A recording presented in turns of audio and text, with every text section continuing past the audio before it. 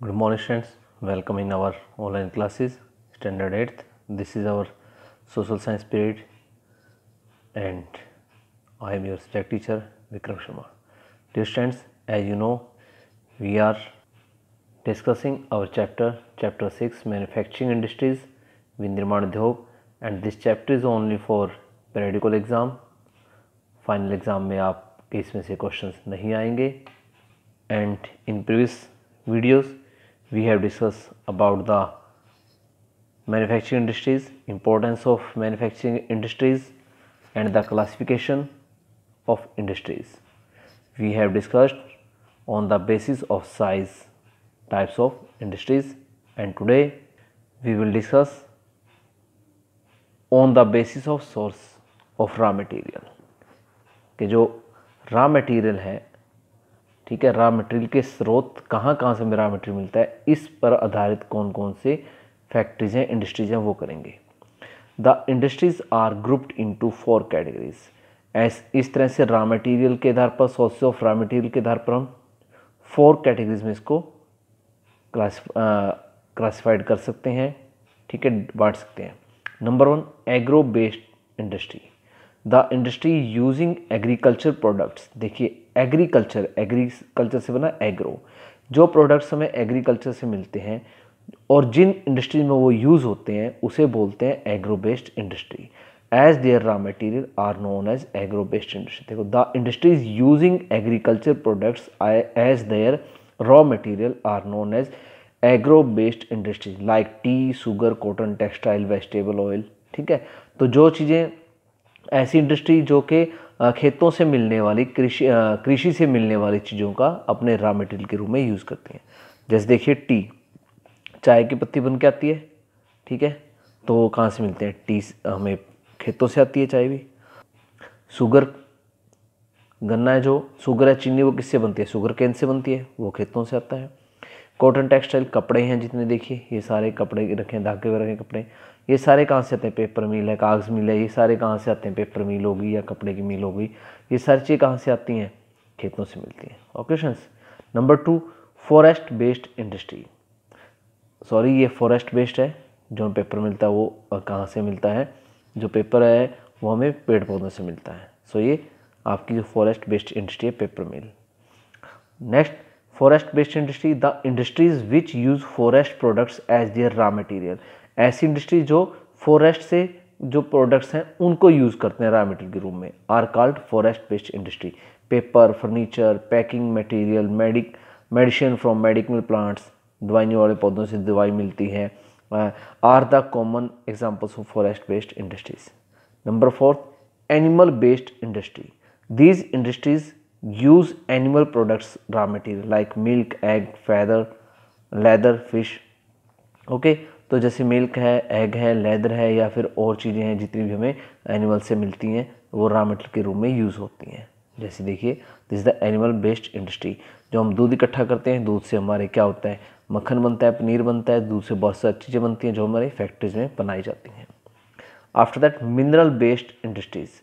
These industries are dependent on minerals as their raw material, for example iron and steel, copper, smelting, petrochemical, cement. जितने भी हमें minerals मिलते हैं धरती के नीचे से और उन मिनरल्स को रॉ मटेरियल के रूप में यूज़ किया जाता है, फिर उनसे नई चीज़ें बनाई जाती हैं, उसे बोलते हैं मिनरल बेस्ड इंडस्ट्री. जैसे कि आयरन एंड स्टील. आयरन हमें रॉ मटेरियल मिलता है तो उससे स्टील बनता है, स्टील से फिर बर्तन बन के आते हैं या फिर और मशीनों के जितने भी टूल्स हैं वो बन के आते हैं. ठीक है, कॉपर स्मेल्टिंग हो गया, कॉपर को पिघला करके बनते हैं. पेट्रोकेमिकल, शैल रसायन, पेट्रोलियम, ठीक है, और उसका सीमेंट, ये सारी चीज़ें रासायनिक उत्पादन जितने भी होते हैं ये सारे बेस्ड, जो इन पे मिनरल बेस्ड इंडस्ट्रीज होती हैं वो इनको यूज़ करती हैं. नेक्स्ट आपका on the basis of ownership, 4th point. The industries are divided into 4 groups. ये भी 4 ग्रुप्स में होती हैं. Public sector, when the ownership and management of an industry is in the hands of the government और its department it is called public sector industry. देखिए government है जो, उसे गवर्नमेंट सेक्टर कहते हैं, पब्लिक सेक्टर कहते हैं। बात एक ही है कि पब्लिक के लिए गवर्नमेंट बनती है। तो जब किसी भी इंडस्ट्री की ओनरशिप है, मालकिना हक है वो, या फिर मैनेजमेंट है उसकी, वो पब्लिक के हाथ में, गवर्नमेंट के हाथ में या फिर इसके डिपार्टमेंट्स के हाथ में होती है, उसे बोलते हैं public sector. The government established and runs these industries units. तो सरकार ऐसी इंडस्ट्रीज़ को बनाती है और चलाती है। Example Bhilai steel plant, Bharat heavy electricals limited are some of the example of the public sector industry.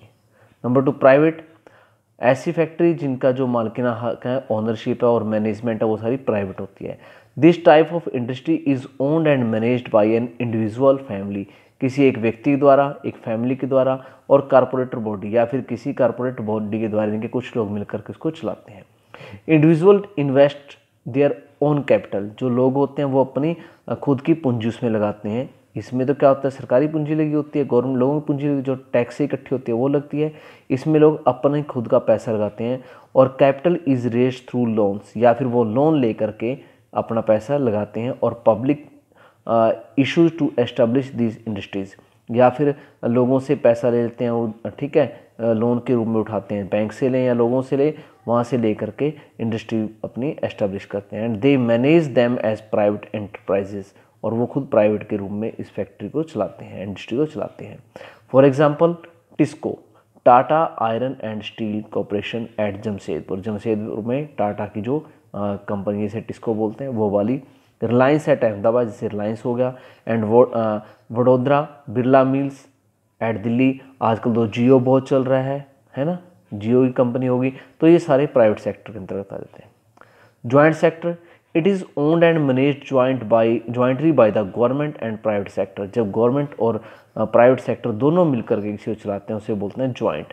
Some examples of such industries are, इसके कुछ एग्जाम्पल हैं। Indian oil, Ruchi biofuels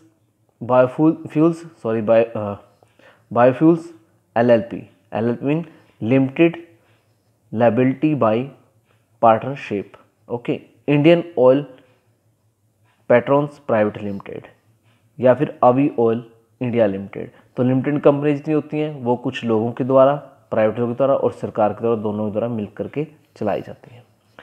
and the last cooperative sector, it is owned and managed by a group of people belonging to a cooperative society.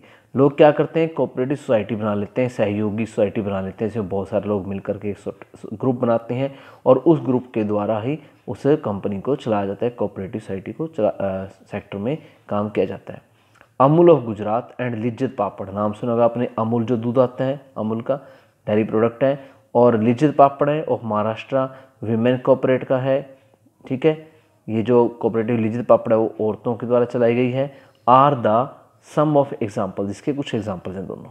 इसमें लोग क्या करते हैं कि एक ग्रुप बनाते हैं, कोऑपरेटिव सोसाइटी बनाते हैं, सरकार से लोन लेते हैं, लोगों से लोन लेते हैं और उसको उसमें सभी मिलजुल कर काम करते हैं, okay.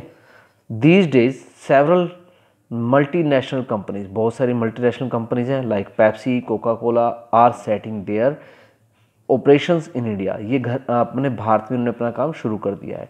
They bring large foreign investment, वो फॉरेन विदेशों से इसमें इन्वेस्टमेंट होती है। बेटर टेक्नोलॉजी है and produce standard quality products, और एक स्टैंडर्ड क्वालिटी प्रोडक्ट्स हैं जो वो प्रोड्यूस करते हैं, उत्पाद करते हैं उनका एट लो कॉस्ट, कम कीमत में। And thus generate large competition in the local domestic market, और लोकल मार्केट में, डोमेस्टिक मार्केट इनके हमारी घरेलू मार्केट, इंडियन मार्केट में कंपटीशन उन्होंने शुरू कर दिया है। And can become a threat to the countries on industry, और जो भारतीय अपनी इंडस्ट्री है भारत वालों की, उनके लिए कंपटीशन पैदा हो गया है, उनके लिए भय या आशंका पैदा है, क्योंकि ये कम रेटों में अच्छी चीज़ें देते हैं, ठीक है बेटा। अच्छी चीज़ें हमारी भी हैं लेकिन हम लोग रेट कम नहीं कर पाते, ये रेट कम कर देते हैं, इसलिए जो भारतीय ओन इंडस्ट्री है उनको खतरा पैदा हो गया। सो स्टूडेंट्स, आपने यहाँ तक इसको रीड करना है, यानी कि हमने जो क्लासिफिकेशन ऑफ इंडस्ट्रीज है उसको हमने अच्छी तरह से स्टडी कर लिया है, तो आपको पता चल गया, ठीक है। क्लासिफिकेशन ऑफ इंडस्ट्री 4 तरह की, साइज के आधार पर, नेचर ऑफ फिनिश प्रोडक्ट्स, तैयार माल के आधार पर, सोर्सेज ऑफ रॉ मटेरियल के आधार पर, और ओनरशिप के आधार पर। कितनी होती हैं, ये सारा हमने अच्छी तरह से कर लिया है। You have to read this, if any doubt inquiry then you can call me. So read the page number 64, 65 and 67 till here. Thank you. Have a nice day.